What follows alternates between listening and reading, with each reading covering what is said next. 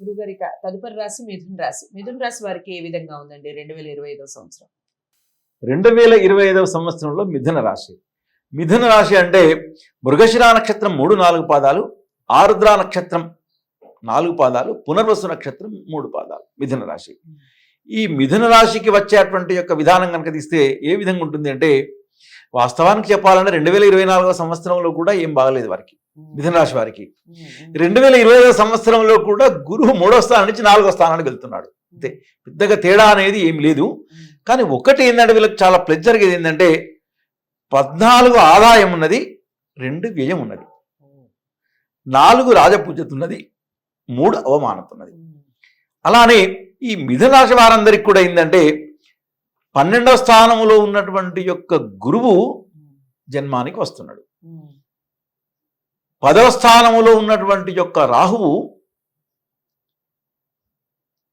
9వ స్థానానికి వెళ్తున్నాడు. 9వ స్థానంలో ఉన్నటువంటి యొక్క శని 10వ స్థానానికి వస్తున్నాడు. అలానే 4వ స్థానంలో ఉన్నటువంటి యొక్క కేతు 3వ స్థానంలో వస్తున్నాడు. అంటే వీరికి ఓవరాల్గా 9 గ్రహాలు కనుక పరిశోధన కనుక చేస్తే అద్భుతమైనటువంటి యొక్క గ్రహం మే 18 నుంచి మిథున రాశి వారందరికీ కూడా ఒక కేతు మాత్రం 3య స్థానంలో యోగిస్తున్నాడు. మరి కేతు ఇచ్చే ఫలితం ఎవరిస్తారంటే 9 గ్రహాలలో 3వ గ్రహమైనటువంటి యొక్క కుజుని యొక్క ఫలితం కేతు ఇస్తాడు. వాస్తవానికి రాహు యొక్క ఫలితం శనిస్తాడు, కేతువు యొక్క ఫలితం కుజునిస్తాడు. అంటే ఈ మిథున రాశిలో ఉన్నటువంటి యొక్క వారందరికీ కూడా 2025వ సంవత్సరంలో మాత్రం చాలా ఓపికతో ఉండాలి. ప్రతి పనిలో ఆలస్యం జరిగేటువంటి యొక్క విధిగా ఉండును. 2025వ సంవత్సరంలో మిథున రాశికి ఒక గుడ్ న్యూస్ ఏంటి అంటే గృహయోగం మాత్రం సిద్ధిస్తుంది. ఎందుకంటే గృహయోగం అంటే కేతువు 3వ స్థానానికి వస్తున్నాడు కాబట్టి గృహయోగం సిద్ధించే సూచన. ఎప్పటి నుండి 18/5/2025 నుంచి మొదలుకుంటే అక్టోబర్ 18 మధ్యలో వీరికి ప్రయత్నం కనుక చేసినటువంటి యొక్క గృహప్రాప్తి జరిగేటువంటి యొక్క విధిగా ఉండును.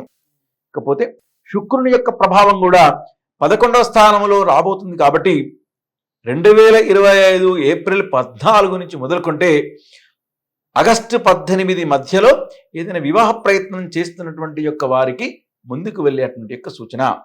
ఒకవేళ వీరి జాతక కుండలిలో కనుక పరిశోధన కనుక చేసి గనక గ్రహాలు గనక మంచి యోగాలు అంటే గజకేశ్వరి యోగం ఉన్నదనుకోండి. ఇప్పుడు లగ్నంలో కానీ 4లో కానీ 7లో కానీ 10లో కానీ గురువు కనుక ఉండి మంచి అద్భుతమైన యొక్క గజకేశ్వరి యోగం ఉన్నదనుకోండి, ఇలాంటివి చిన్న చిన్న విషయాలన్నా కూడా పెద్దగా మైనస్ జరిగేటువంటి యొక్క లక్షణం ఉండదు. ఆ యోగం ఉండాలి. ఆ యోగం ఉండాలంటే వారి వ్యక్తిగతమైనటువంటి యొక్క జాతకాన్ని పరిశోధన చేయాలి, నెంబర్ 1. ఇకపోతే ఏంటంటే మరి మిథున రాశి వారందరూ కూడా అయ్యో ఎట్లాగో చెప్పారు కదండి బాగలేదు కదని ప్రయత్నాలు ఎప్పుడు మానుకోవద్దు. జ్యోతిషాస్త్రం అనేది 40% నమ్మాలి, 60% మనం హార్డ్ వర్క్ చేయాలి.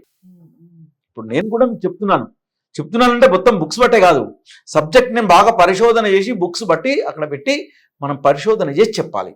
అలానే ఏంటంటే 40% ఆస్ట్రాలజీ నమ్మాలి, 60% అనేది ఏంటంటే వ్యక్తిగతంగా హార్డ్ వర్క్ చేయాలి. ఫస్ట్ హార్డ్ వర్క్ చేసినాక తప్పకుండా కలిసి వచ్చేటువంటి ఒక లక్షణం ఉంటుంది.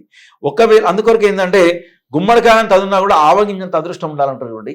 ఆవగింజంత అదృష్టం ఉండాలి అంటే ఆ అదృష్టాన్ని పొందడం కొరకు మాత్రమే ఈ జ్యోతిష్ శాస్త్రాన్ని ఉపయోగించి వారి వ్యక్తిగతమైనటువంటి యొక్క జాతక కుండలిలో గనక ఇప్పుడు ప్రధానమైనటువంటి యొక్క గ్రహాలు గురువు, శని, రాహువు, కేతువు గనక ఈ 4 గ్రహాలు గనక అద్భుతమైనటువంటి యొక్క స్థితిలో గనక ఉంటే ఎలాంటి యొక్క పరిస్థితిలో ఉన్నా కూడా వారికి మంచి జరిగేటువంటి యొక్క విధిగా ముందుకు వెళ్తుంది.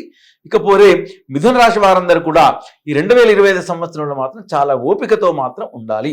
ఓపికతో ఉన్నటువంటి యొక్క మాత్రమే మంచి ఫలితాలు పొందేటువంటి యొక్క విధిగా ఉంటారు.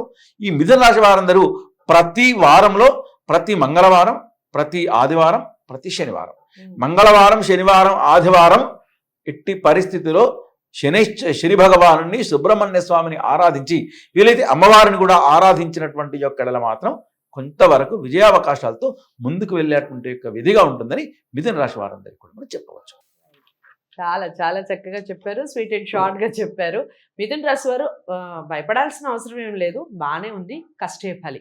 మీరు ఎంత కష్టాన్ని నమ్ముకుంటే అంత మంచి ఫలితాలు మీకు ఉంటాయి 2025 సంవత్సరం.